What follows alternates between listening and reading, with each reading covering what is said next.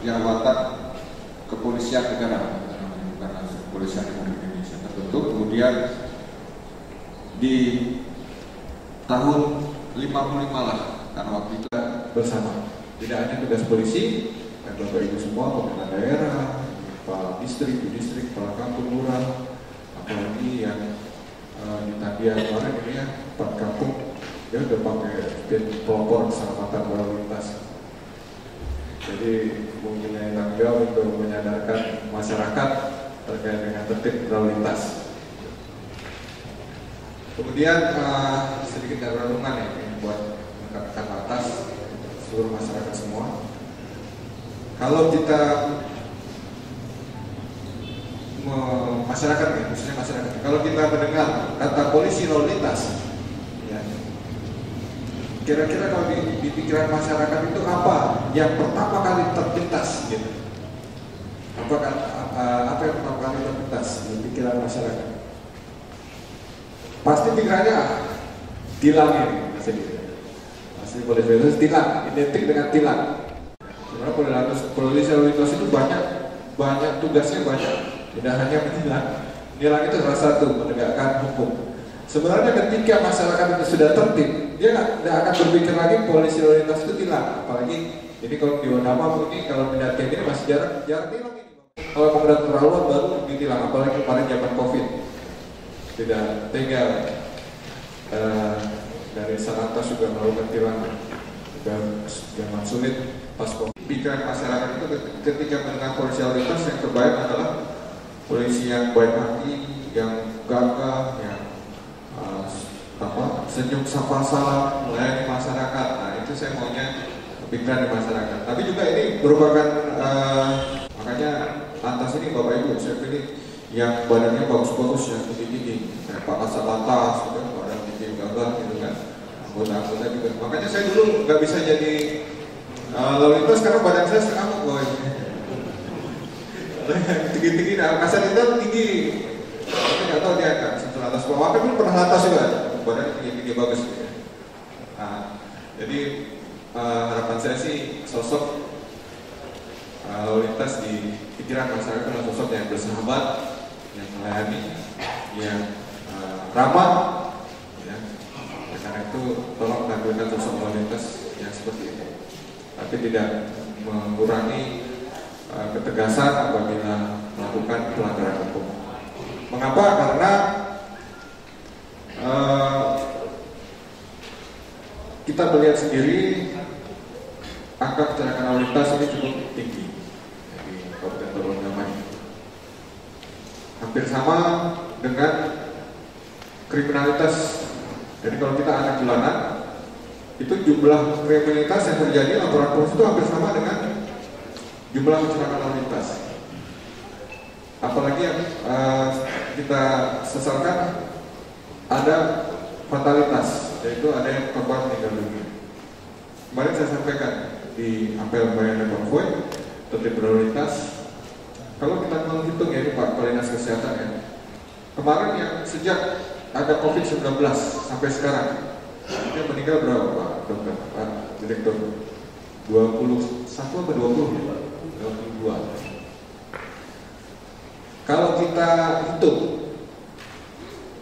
jumlah korban lalu lintas yang meninggal dunia dari sejak zaman pandemi COVID-19 di Wonama ini sampai dengan sekarang, saya rasa pasti lebih banyak jumlah yang meninggal dunia karena kecelakaan lalu lintas.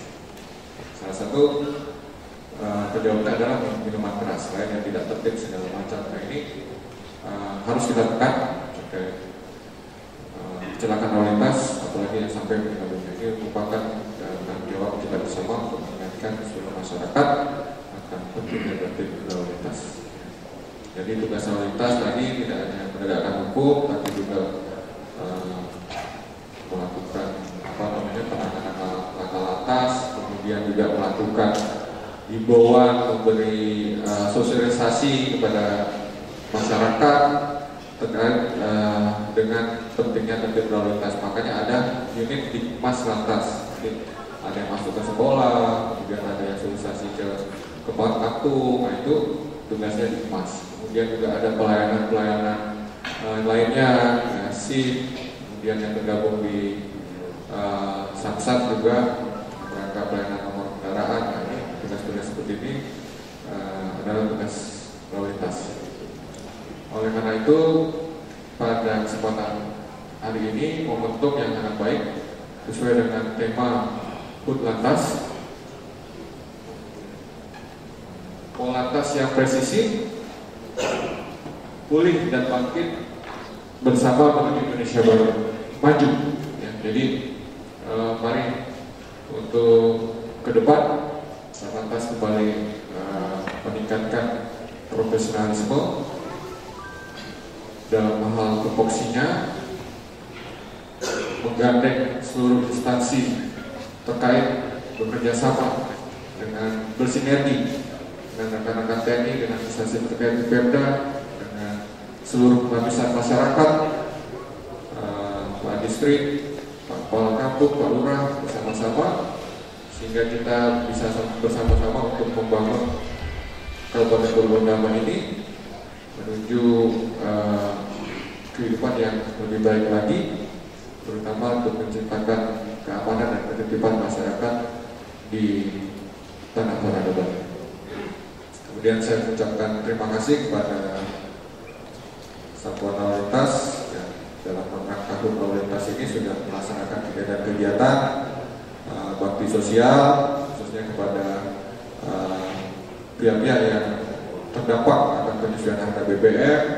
Kemudian kemarin melaksanakan konferensi lalu lintas dan hari ini dilaksanakan kegiatan. Saya ucapkan terima kasih.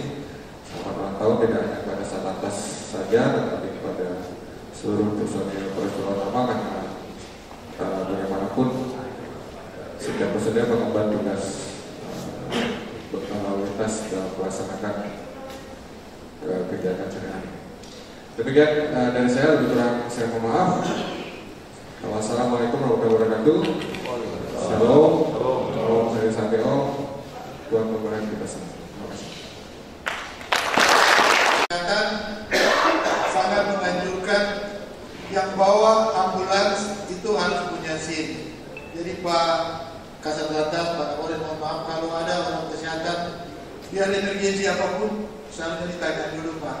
Karena kadang-kadang supir cadangan juga ikut masuk. Jadi untuk kenyamanan kita bersama, biar pakai mobil kesehatan atau plat merah juga sebaiknya ditanya juga. Karena jangan berlindung di mobil dinas, ternyata tidak lengkap surat-surat.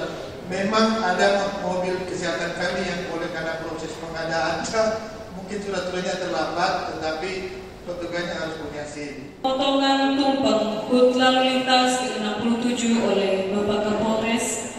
Mohon izin Bapak untuk dapat mengambil tempat di depan untuk melakukan pemotongan tumpeng.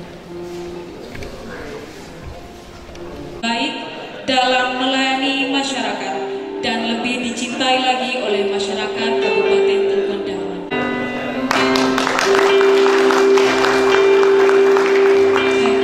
Bapak Ibtu Hani Salamena.